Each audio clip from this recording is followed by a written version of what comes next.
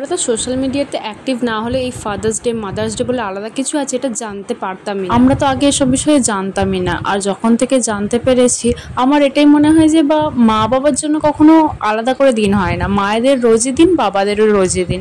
কিন্তু যেহেতু mother's day সবাই বলছে আর আমি তাহলে সেলিব্রেট করব না, মাকে একটু স্পেশাল ফিল তো করানোই যায়, তাই না? এমন তো কিছুই না, মা সারাদিন আমাদের জন্য অনেক কিছু করে, আর মায়ের জন্য একটা দিন আমরা করতে পারি না? তাই জন্য মায়ের জন্য লাঞ্চের একটু ব্যবস্থা করেছিলাম, যে মায়ের পছন্দ মতো। আর তারপরে এই যে আমার বড় মা, যাকে ছাড়া তো আমার দিনই অসম্পূর্ণ, তাকেও আমি একটু মালা পরিয়ে দিচ্ছিলাম। তারপরে আমার বাড়ির মাকেও আমি মালা দিচ্ছিলাম। বাপিকে বলেছিলাম জবা ফুলের মালা আনতে, বাপি একটা এনেছে আর একটা আনেনি।